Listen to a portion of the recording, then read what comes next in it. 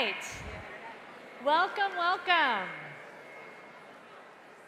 I know some folks are still coming in, but we want to get started because we have a packed auditorium and also a packed schedule this evening. I want to welcome everybody to our 11th annual Challenge Success Conference.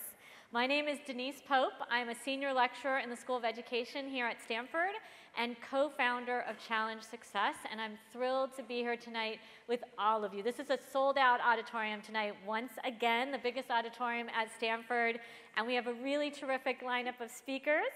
Standing next to me is my co-founder, Dr. Madeline Levine, and before I turn things over to her, I just want to take a moment to thank our amazing staff members, our executive director, Maureen Brown, and our schools program director, Margaret Dunlap. This is her first time doing it, and it's been going great. And our amazing staff, Emery, Samantha, Sarah, Shannon, Jeannie, Tim, Emily, Julia, all of our coaches for our school teams that are in the audience, and our tireless volunteers that help make this conference a success every year. And a very special thank you to our board members, especially our new board chair, Charlene Margot, our advisory board, our research and policy board. You can look up all these names on our website, which we're going to post later tonight. But we literally would not be here without the wisdom and support of these board members and all of the helpers. So big round of applause for the Challenge Success team.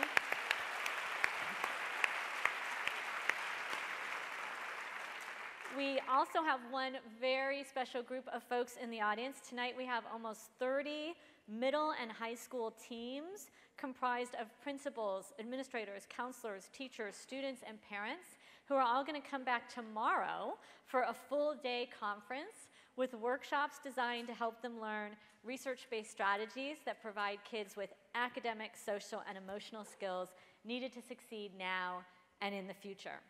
Through our workshops and one-to-one coaching, the schools will learn the practical tools they need to improve the health and well-being of their students and enhance the kind of teaching and learning that goes on in their classrooms. And this year we have schools from as far away as Massachusetts. We have some schools still at the airport in Chicago trying to get here. They'll get here. Arizona, Washington, and all over California, including several schools from both Southern and Northern California. So welcome to all of our school team participants. We are so glad you're here, and we're really looking forward to a great conference. Now, tonight's theme is Success by Design. Is it possible? Can you design success for your child, your students, for yourself? These are the questions our exciting lineup of speakers are going to be tackling tonight.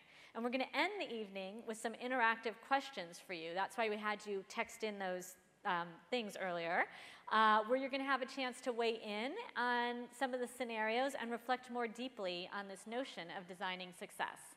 But without further ado, I want to turn things over to Madeline and let her do a little bit of talking to us. She is a nationally known clinical psychologist, a best-selling New York Times best-selling author, and most importantly, she's the mother of 3 boys, and she's going to go ahead and take things from here. Okay. Thank you, Madeline. Sure. Thank you, Denise. Thank you. So I just wanted to talk for a minute about what I have found this past year. I have been on the road practically constantly, mostly in this country, but some internationally. And I have found, whether I'm talking to an audience of Google workers or boots on the ground, people in Daly City, whether I'm in Austin, Texas, or Midland, Texas, whether I'm in Jordan or the Middle East, the same issues keep coming up over and over again. And that's tremendous parental anxiety about how they're going to prepare their children for a very unknown future. And it's really interesting. There are places like Jordan. My son, it's on my mind because my son is taking the LSAT tomorrow, and he just called me and said, "Is it really important, Mom? Nervous." And it's kind of like, there are tests here that kids get really anxious about, but if you happen to live in Jordan, by the way, the test not only determines where you go to school, it also determines what you will be in life. So these are high-stakes testing all over the world, and people are really concerned because rates of emotional problem, disengagement with learning, just general unhappiness is up. It doesn't matter where you are. I feel like I've learned 2 really, really important things. as I've talked, and that's this. Every audience I talk to, I start with the same 2 slides. So if anybody's seen me, you know I always start with the slide that says, how many of you have had a straight trajectory to success, right?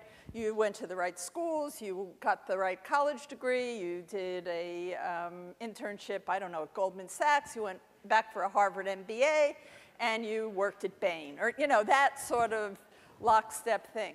And here's what's fascinating about it, is it doesn't matter who I am talking to. And now I have done it at 231 venues. The numbers always come out the same. Doesn't matter. For example, I went to American Express. I talked to all their C-level people. You would think that that would be different than talking to all their people on the telephones. It's not. The number of people who took that straight line to success always comes in between 1 and 10%, always. Which means that most people in life have taken a circuitous route, have had, you know, forward steps and backward steps, have changed careers, have had failures. And I think we have a narrative in this country that I'm finding, I'm more concerned that our children have bought into. And I'm so happy to see kids here tonight, almost more than their parents have. When I started speaking about these issues, it was all about the parents pushing the kids. Now, it's the kids saying, I don't have any choice. I can't stand it, but I have to buy into it because there are no opportunities. The narrative is that's the way you become successful in America. The reality is that's true for a very small percentage of people. Does it work? Is it a legitimate trajectory? Yes, but it is not the only story. It's not even the most common story. And you know, I don't want to get all excellent sheep on you, for those of you who have read the book, but I just came back from Chicago speaking to a group of CEOs. The net worth in the room I was speaking in was $3 trillion.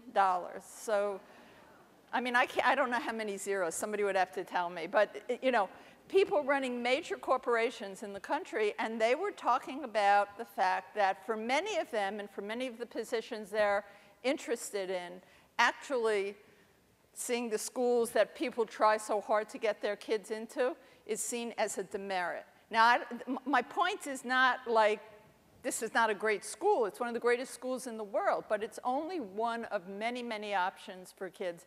And I was interested in something you said, Denise, when you said we're preparing kids now and in the future.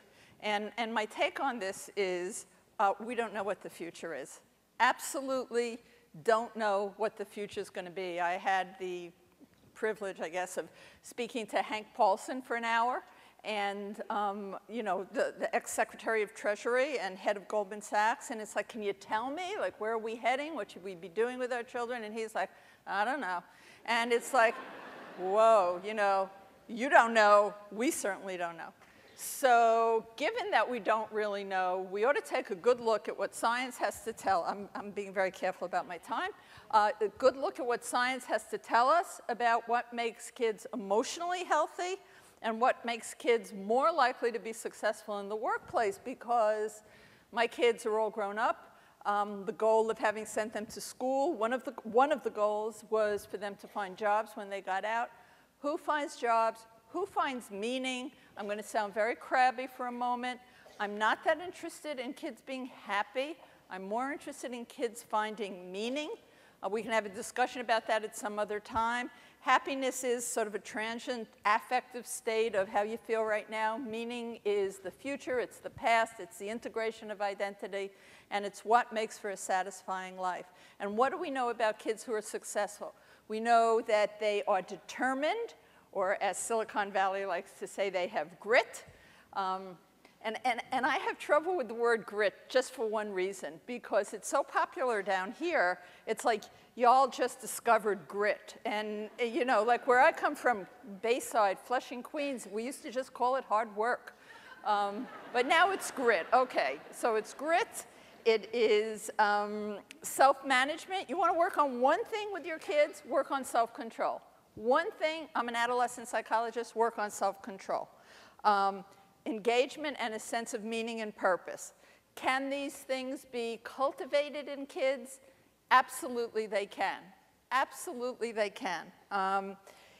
If the biggest predictor of career success is emotional intelligence, which is why a lot of what we do here at Challenge Success is take a look at things like climate of care and socio-emotional learning. It is the single biggest predictor of success in the workplace. More important than IQ, more important than the degree that you got. So I think I'm inviting you to consider a whole range of things to deal with your children around the dinner table. Forget about the school for a moment. Forget about the grades for a moment. Discuss issues of self-control. Discuss staying with a task. Discuss what makes your child engaged in something. These are the things we know to be predictive of success. And success, when I'm talking about it, is not your paycheck. It's your sense that your life has meaning. Thank you. I have to introduce Wendy. Look, 7:30. Be very